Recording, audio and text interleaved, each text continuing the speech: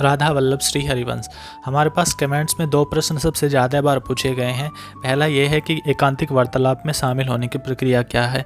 क्या हम पहले से ही फ़ोन पर बात करके एकांतिक वार्तालाप में शामिल होने के लिए अपना नाम लिखा सकते हैं, या फिर वहीं पर जाकर हमें कुछ प्रक्रिया का पालन करना पड़ेगा, उसके बाद ही हम एकांतिक वार्तालाप में शामिल हो सकते हैं। और दूसरा सबसे ज़्यादा पूछे जाने वाला प्रश्न है कि महाराज जी से दीक्षा किस प्रकार ली जा सकती है। तो इन दोनों प्रश्नों का उत्तर देने का प्रयास हम अपने इस वीडियो में करेंगे। अगर हमसे कुछ त्रुटि हो जाती है तो हम पहले से ही क्षमा प्रार्थी हैं।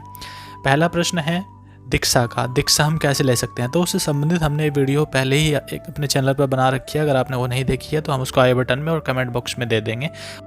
दीक्षा से संबंधित हमारी जो पहली वीडियो है, आपसे विनती है कि आप उसको पहले देख लीजिए। अगर फिर भी आपका कोई प्रश्न रह जाता है तो हम कोशिश करेंगे दूसरी वीडियो बनाकर उसका हम समाधान करें।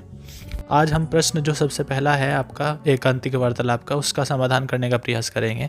तो एकांतिक वार्तालाप में अगर आपको शामिल होना है तो सबसे पहले तो हम आपको वहाँ की समय सारणी बता देते हैं कि द्वार पर ही आपको समय सारणी का बोर्ड लगाया गया है। प्रातःकालीन समय सारणी के अनुसार 4:20 से 5:30 तक पूज्य महाराज जी द्वारा दैनिक सत्संग का आयोजन किया जाता है।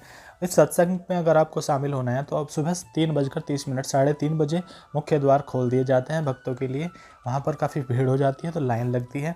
कुछ भक्त हैं जो अंदर हॉल में प्रवेश पा पाते हैं। उसके बाद अगर आप 4 बजे तक वहाँ पर पहुँच जाते हैं तो 4 बजे तक आपको अंदर प्रवेश मिल जाएगा। उसके बाद अगर आप जाते हैं तो अंदर जो हॉल है वो आपका फुल हो जाता है, वहाँ पर जगह नहीं बचती है बैठने के लिए, तो आपको बाहर ही बैठने की व्यवस्था की जाती है। वहाँ पर आप महाराज जी के दर्शन टीवी पर ही कर पाएंगे। जो उनका लाइव सत्संग अंदर हॉल में चलता रहता है उसी का प्रसारण सामने आपको टीवी पर देखकर बाहर बैठकर ही करना पड़ता है।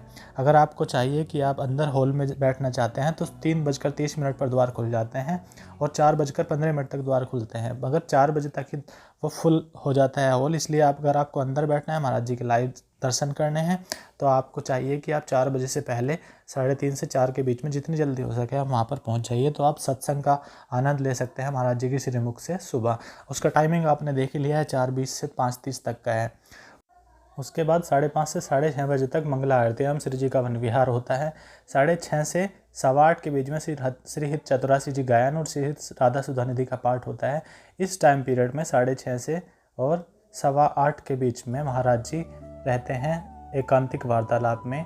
तो इसमें महाराज जी एकांतिक वार्तालाप के लिए एक अलग से पीछे हॉल है राधा केली कुंज के, वहाँ पर चले जाते हैं। इसके में शामिल होने के लिए क्या करना है यह भी मैं आपको बता देता हूँ। इससे पहले से आगे का टाइम टेबल हम समझ लेते हैं। उसके बाद 8:15 से 9:15 तक होती है श्रृंगार आरती, भक्त नामावली और राधा नाम संकीर्तन। अब सुबह 4:20 तक यानी कि 4:15 बजे तक जिसने अंदर हॉल में प्रवेश कर लिया है उसको 6:30 तक अंदर ही रहना होगा, जब तक मंगला आरती और वन विहार वहाँ पर होंगे।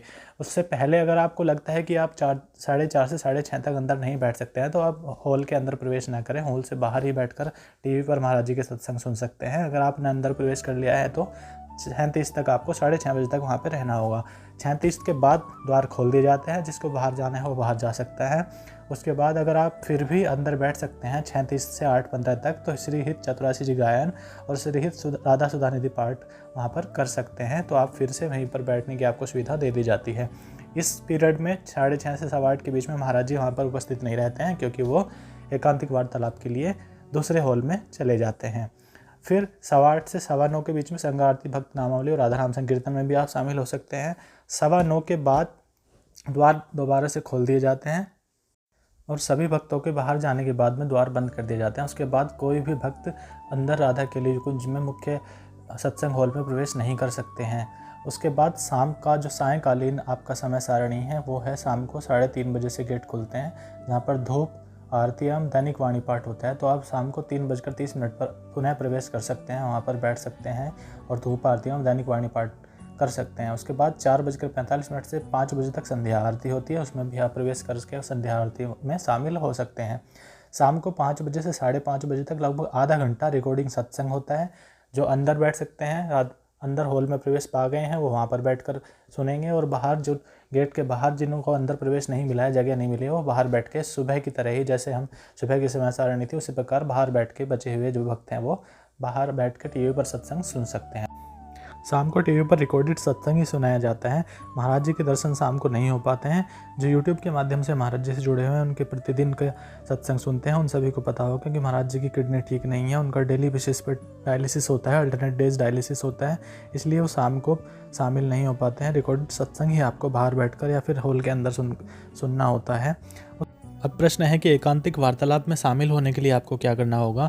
तो सुबह 9:15 बजे और शाम को 5:30 बजे जैसे ही द्वार खुलते हैं, 9:15 बजे जो कार्यक्रम समाप्त होने के बाद में भक्तों को बाहर जाने के लिए द्वार खोले जाते हैं, उस समय आपके प्रश्नों का उत्तर देने के लिए और आपकी समस्याओं को समाधान करने के लिए 2 महाराज जी द्वार पर आ जाते हैं।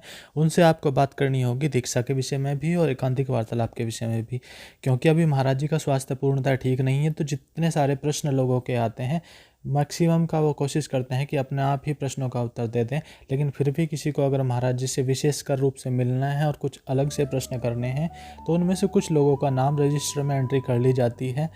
मुझे लगता है लगभग 50 से 60 के बीच में एक दिन के लिए लोगों का नाम अंकित किया जाता है रजिस्टर में, और उनको अगली सुबह 4 बजे बुलाया जाता है। 4 बजे से एकांतिक वार्तालाप प्रारंभ नहीं होती। 4 बजे महाराज जी का रिकॉर्डिंग सत्संग वो टीवी पर सुनते हैं। उनको मुख्य हॉल में प्रवेश नहीं करना होता है, उससे आगे उनको नीचे जाना होता है। दूसरे छोटे द्वार में प्रवेश करेंगे और वो टीवी पर सत्संग सुनेंगे, और जैसे ही सत्संग समाप्त होगा 5:30 बजे, महाराज जी एकांतिक वार्तालाप के लिए पीछे हॉल में जाएंगे, तो उनको वहाँ पर भेज दिया जाता है। कुछ 10 या 15 लोगों को एक बार में भेजा जाता है। सभी के प्रश्न आजकल नहीं हो पाते हैं, फिर भी आप सभी को एकांतिक वार्तालाप में महाराज जी के सम्मुख बैठकर उनके पास से दर्शन करने का सौभाग्य अवश्य प्राप्त हो जाता है।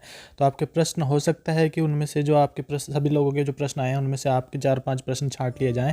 तो महाराज जी के सम्मुख बैठकर आपको प्रश्न उत्तर सुनने का और उनके सम्मुख बैठकर उनके पास से दर्शन करने का सौभाग्य आपको अवश्य प्राप्त हो सकता है। तो ये थी जानकारी एकांतिक वार्तालाप में शामिल आप किस तरह से हो सकते हैं और क्या वहाँ का टाइम टेबल है, समय सारणी क्या है सुबह की और शाम की। अगर आपको ये जानकारी अच्छी लगी हो तो हमें कमेंट में ज़रूर बताइए और वीडियो को लाइक करके चैनल को सब्सक्राइब ज़रूर कर लीजिए। इसी तरह की जानकारी हम आपके लिए आगे भी लाते रहेंगे। अगर आपको फिर भी कोई प्रश्न छूट गया है, कुछ आपके मन में संशय है, तो हमसे आप कमेंट बॉक्स में पूछ सकते हैं। जय जय श्री राधा, राधा वल्लभ श्री हरिवंश।